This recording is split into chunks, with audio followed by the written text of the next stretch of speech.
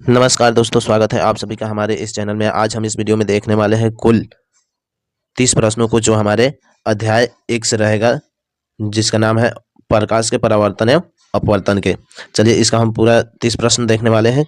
चलिए हम इसको शुरू करते हैं। तो इसका पहला प्रश्न, प्रश्न संख्या 1। प्रश्न संख्या 1 में दिया है, प्रकाश का वेग अधिकतम किस माध्यम में होता है? ऑप्शन ए में दिया है जल में, ऑप्शन बी में दिया है कांच में, ऑप्शन सी में दिया है वायु में, ऑप्शन डी में दिया है निर्वात में। इसका राइट उत्तर हो जाएगा ऑप्शन डी, निर्वात में।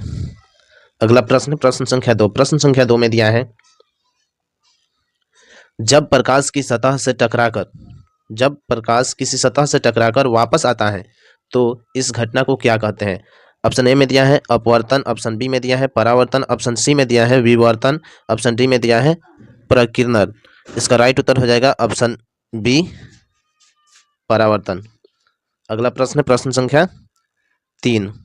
प्रश्न संख्या 3 में दिया है, समतल दर्पण में बनने वाला प्रतिबिंब कैसा होता है? ऑप्शन ए में दिया है वास्तविक उल्टा, ऑप्शन बी में दिया है आभासी सीधा, ऑप्शन सी में दिया है वास्तविक बड़ा, ऑप्शन डी में दिया है आभासी उल्टा। इसका राइट उत्तर हो जाएगा ऑप्शन बी, आभासी सीधा। अगला प्रश्न है प्रश्न संख्या 4। प्रश्न संख्या 4 में दिया है, प्रश्न संख्या 4 में दिया है, जब प्रकाश एक माध्यम से दूसरे माध्यम में जाता है तो उसकी चाल क्यों बदलती है? ऑप्शन ए में दिया है माध्यम का घनत्व बदलने के कारण, ऑप्शन बी में दिया है द्रव्यमान के कारण, ऑप्शन सी में दिया है दाब के कारण, ऑप्शन डी में दिया है तापमान के कारण। इसका राइट उत्तर हो जाएगा ऑप्शन ए, माध्यम का घनत्व बदलने के कारण। अगला प्रश्न, प्रश्न संख्या 5। प्रश्न संख्या 5 में दिया है, वक्र दर्पण में मुख्य अक्ष पर स्थित वह बिंदु जहां सभी अपवर्तित किरणें मिलती हैं उसे क्या कहते हैं? ऑप्शन ए में दिया है ध्रुव, ऑप्शन बी में दिया है फोकस, ऑप्शन सी में दिया है केंद्र, ऑप्शन डी में दिया है फोकल दूरी। इसका राइट उत्तर हो जाएगा ऑप्शन बी, फोकस। अगला प्रश्न, प्रश्न संख्या 6। प्रश्न संख्या 6 में दिया है, उत्तल दर्पण में बनने वाला प्रतिबिंब कैसा होता है? ऑप्शन ए में दिया है वास्तविक और उल्टा, ऑप्शन बी में दिया है आभासी और सीधा, ऑप्शन सी में दिया है वास्तविक और बड़ा, ऑप्शन डी में दिया है वास्तविक और छोटा। इसका राइट उत्तर हो जाएगा ऑप्शन बी, आभासी और सीधा। अगला प्रश्न, प्रश्न संख्या 7। प्रश्न संख्या 7 में दिया है, अवतल दर्पण में जब वस्तु फोकस और ध्रुव के बीच रखी जाती है तो प्रतिबिंब कैसा बनता है? ऑप्शन ए में दिया है आभासी सीधा और बड़ा, ऑप्शन बी में दिया है वास्तविक उल्टा और बड़ा, ऑप्शन सी में दिया है वास्तविक उल्टा और छोटा, ऑप्शन डी में दिया है आभासी उल्टा और छोटा। इसका राइट उत्तर हो जाएगा ऑप्शन ए, आभासी सीधा और बड़ा। अगला प्रश्न, प्रश्न संख्या 8। प्रश्न संख्या 8 में दिया है, समतल दर्पण में प्रतिबिंब की दूरी कैसी होती है? ऑप्शन ए में दिया है वस्तु की दूरी के बराबर, ऑप्शन बी में दिया है वस्तु की दूरी से अधिक, ऑप्शन सी में दिया है वस्तु की दूरी से कम, ऑप्शन डी में दिया है अनिश्चित। इसका राइट उत्तर हो जाएगा ऑप्शन ए, वस्तु की दूरी के बराबर। अगला प्रश्न, प्रश्न संख्या 9। प्रश्न संख्या 9 में दिया है, प्रकाश के परावर्तन का नियम क्या कहता है? ऑप्शन ए में दिया है आपतित किरण, परिवर्तित किरण और अभिलंब एक ही तल में होते हैं, ऑप्शन बी में दिया है परावर्तन कोण हमेशा 90 डिग्री होता है, ऑप्शन सी में दिया है प्रकाश द्रव्यमान में परिवर्तन करता है, ऑप्शन डी में दिया है आपतित किरण और परावर्तित किरण विपरीत दिशाओं में होती है।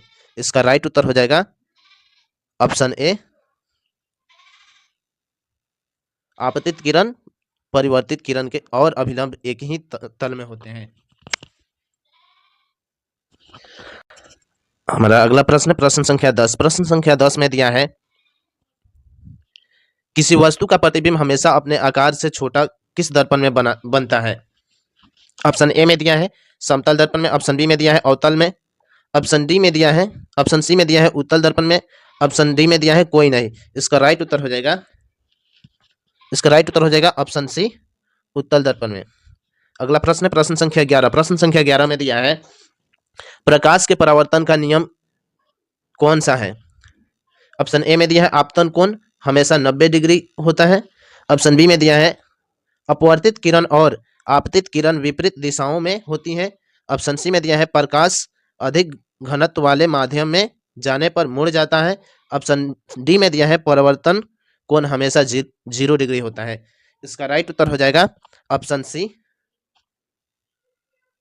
प्रकाश अधिक घनत्व वाले माध्यम में जाने पर मुड़ जाता है। अगला प्रश्न, प्रश्न संख्या 12।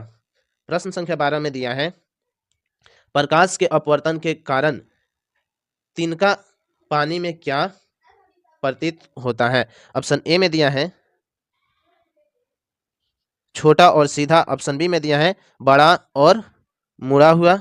ऑप्शन सी में दिया है छोटा और मुड़ा हुआ। ऑप्शन डी में दिया है कोई प्रभाव नहीं पड़ता है। तो इसका राइट उत्तर हो जाएगा ऑप्शन बी, बड़ा और मुड़ा हुआ। अगला प्रश्न, प्रश्न संख्या 13। प्रश्न संख्या 13 में दिया है अपवर्तन के कारण जल में पड़ा सिक्का ऊपर दिखाई देता है, यह किस कारण होता है? ऑप्शन ए में दिया है प्रकाश के परावर्तन के कारण। ऑप्शन बी में दिया है प्रकाश के अपवर्तन के कारण। ऑप्शन सी में दिया है प्रकाश के विवर्तन के कारण। ऑप्शन डी में दिया है प्रकाश के परिकिरणन के कारण। इसका राइट उत्तर हो जाएगा ऑप्शन बी, प्रकाश के परिवर्तन के कारण, ना प्रकाश के अपवर्तन के कारण। अगला प्रश्न है प्रश्न संख्या 14। प्रश्न संख्या 14 में दिया है प्रकाश का अपवर्तन किसके कारण होता है? ऑप्शन ए में दिया है माध्यम के घनत्व में परिवर्तन के कारण। ऑप्शन बी में दिया है माध्यम के रंग में परिवर्तन के कारण। ऑप्शन सी में दिया है माध्यम के आकार में परिवर्तन के कारण। ऑप्शन डी में दिया है माध्यम के तापमान में परिवर्तन के कारण। इसका राइट उत्तर हो जाएगा ऑप्शन ए, माध्यम के घनत्व में परिवर्तन के कारण। अगला प्रश्न, प्रश्न संख्या 15। प्रश्न संख्या 15 में दिया है पूर्ण आंतरिक परावर्तन कब होता है? ऑप्शन ए में दिया है जब प्रकाश कम अपवर्तनांक वाले माध्यम से अधिक अपवर्तनांक वाले माध्यम में जाता है। ऑप्शन बी में दिया है जब प्रकाश अधिक अपवर्तनांक वाले माध्यम से कम अपवर्तनांक वाले माध्यम में जाता है। ऑप्शन सी में दिया है जब प्रकाश ध्रुवीय सतह से टकराता है। ऑप्शन डी में दिया है जब प्रकाश परावर्तित होकर वापस लौटता है। तो इसका राइट उत्तर हो जाएगा ऑप्शन बी, जब प्रकाश अधिक अपवर्तनांक वाले माध्यम से कम अपवर्तनांक वाले माध्यम में जाता है। अगला प्रश्न, प्रश्न संख्या 16। प्रश्न संख्या 16 में दिया है उत्तल लेंस में जब वस्तु फोकस और ध्रुव के बीच रखी जाती है तो प्रतिबिंब कैसा बनता है? ऑप्शन ए में दिया है आभासी और बड़ा। ऑप्शन बी में दिया है वास्तविक और बड़ा। ऑप्शन सी में दिया है वास्तविक और छोटा। ऑप्शन डी में दिया है आभासी और छोटा। इसका राइट उत्तर हो जाएगा ऑप्शन ए, आभासी और बड़ा। अगला प्रश्न, प्रश्न संख्या 17। प्रश्न संख्या 17 में दिया है किसी उत्तल लेंस की फोकस दूरी बढ़ाने के लिए उसे किस माध्यम में रखा जाए? ऑप्शन ए में दिया है जल में। ऑप्शन बी में दिया है वायु में। ऑप्शन सी में दिया है तेल में। ऑप्शन डी में दिया है कांच में। तो इसका राइट उत्तर हो जाएगा ऑप्शन बी, वायु में। अगला प्रश्न है प्रश्न संख्या 18। प्रश्न संख्या 18 में दिया है चश्मे के लिए कौन सा लेंस उपयोग किया जाता है? ऑप्शन ए में दिया है उत्तल। ऑप्शन बी में दिया है अवतल। ऑप्शन सी में दिया है दोनों। ऑप्शन डी में दिया है कोई नहीं। इसका राइट उत्तर हो जाएगा ऑप्शन सी, दोनों। अगला प्रश्न, प्रश्न संख्या 19। प्रश्न संख्या 19 में दिया है नेत्र दोष को सुधारने के लिए कौन सा उपकरण उपयोग में आता है? ऑप्शन ए में दिया है दूरबीन। ऑप्शन बी में दिया है सूक्ष्मदर्शी। ऑप्शन सी में दिया है लेंस। ऑप्शन डी में दिया है परावर्तक। इसका राइट उत्तर हो जाएगा ऑप्शन सी, लेंस। अगला प्रश्न, प्रश्न संख्या 20। प्रश्न संख्या 20 में दिया है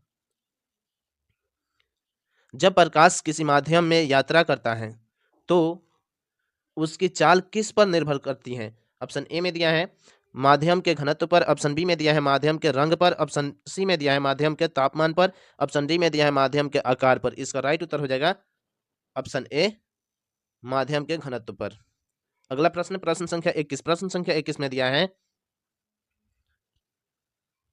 जब प्रकाश किसी सतह से टकराकर एक ही दिशा में वापस आता है तो इसे क्या कहते हैं? ऑप्शन ए में दिया है नियमित परावर्तन ऑप्शन बी में दिया है, अनियमित परावर्तन ऑप्शन सी में दिया है, अपवर्तन ऑप्शन डी में दिया है, परिकिरणन। इसका राइट उत्तर हो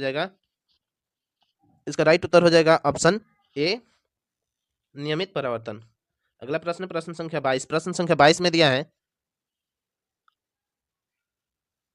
जब प्रकाश किसी किरणें खुरदरी सतह से टकराती हैं और विभिन्न दिशाओं में बिखर जाती हैं तो इसे क्या कहते हैं? ऑप्शन ए में दिया है परावर्तक, ऑप्शन बी में दिया है अनियमित परावर्तन, ऑप्शन सी में दिया है अपवर्तन, ऑप्शन डी में दिया है ध्रुवीकरण। इसका राइट उत्तर हो जाएगा ऑप्शन ए, सॉरी, इसका राइट उत्तर हो जाएगा ऑप्शन बी, अनियमित परावर्तन। अगला प्रश्न, प्रश्न संख्या 23। प्रश्न संख्या 23 में दिया है, कोई वस्तु हमें रंगीन क्यों दिखाई देती है? ऑप्शन ए में दिया है क्योंकि वह प्रकाश को अवशोषित करती है, ऑप्शन बी में दिया है क्योंकि वह विशेष रंग के प्रकाश को परावर्तित करती है, ऑप्शन सी में दिया है क्योंकि वह प्रकाश को अपवर्तित करती है, ऑप्शन डी में दिया है क्योंकि वह प्रकाश को अवशोषित नहीं करती हैं। तो इसका राइट उत्तर हो जाएगा ऑप्शन बी, क्योंकि वह विशेष रंग के प्रकाश को परावर्तित करती हैं। अगला प्रश्न, प्रश्न संख्या 24। प्रश्न संख्या 24 में दिया है, प्रश्न संख्या 24 में दिया है, किस प्रकार के दर्पण का उपयोग वाहन के पीछे देखने के लिए किया जाता है? ऑप्शन ए में दिया है समतल दर्पण, ऑप्शन बी में दिया है उत्तल दर्पण, ऑप्शन सी में दिया है अवतल दर्पण, ऑप्शन डी में दिया है कोई नहीं। इसका राइट उत्तर हो जाएगा ऑप्शन बी, उत्तल दर्पण। अगला प्रश्न, प्रश्न संख्या 25। प्रश्न संख्या 25 में दिया है, कौन सा लेंस दूरदर्शी और कैमरे में उपयोग किया जाता है? ऑप्शन ए में दिया है उत्तल लेंस, ऑप्शन बी में दिया है अवतल लेंस, ऑप्शन सी में दिया है समतल लेंस, ऑप्शन डी में दिया है सिलेंड्रिकल लेंस। इसका राइट उत्तर हो जाएगा ऑप्शन ए, उत्तल लेंस।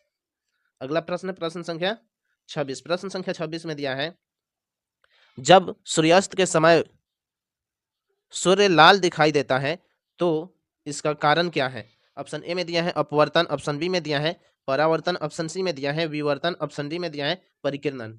इसका राइट उत्तर हो जाएगा ऑप्शन डी, परिकिरणन। अगला प्रश्न, प्रश्न संख्या 27। प्रश्न संख्या 27 में दिया है, प्रकाश की किरणें किस दिशा में गति करती हैं? ऑप्शन ए में दिया है टेढ़ी मेढ़ी, ऑप्शन बी में दिया है घुमावदार, ऑप्शन सी में दिया है सीधी रेखा में, ऑप्शन डी में दिया है त्रिज्या के समान। इसका राइट उत्तर हो जाएगा ऑप्शन सी, सीधी रेखा में। अगला प्रश्न, प्रश्न संख्या 28। प्रश्न संख्या 28 में दिया है, जब प्रकाश वायु से जल में प्रवेश करता है तो उसका कोण क्या होता है? ऑप्शन ए में दिया है बढ़ जाता है, ऑप्शन बी में दिया है घट जाता है, इसमें दिया है जब प्रकाश वायु से जल में प्रवेश करता है तो उसका कोण क्या होता है? ऑप्शन ए में दिया है बढ़ जाता है, ऑप्शन बी में दिया है घट जाता है, ऑप्शन सी में दिया है समान रहता है, ऑप्शन डी में दिया है अनिश्चित रहता है। इसका राइट उत्तर हो जाएगा ऑप्शन बी, घट जाता है। अगला प्रश्न, प्रश्न संख्या 29। प्रश्न संख्या 29 में दिया है, किस प्रकार के लेंस का उपयोग मायोपिया यानी निकट दृष्टि दोष के उपचार में किया जाता है? आप लोग याद रखिएगा, निकट दृष्टि दोष को मायोपिया भी कहा जाता है।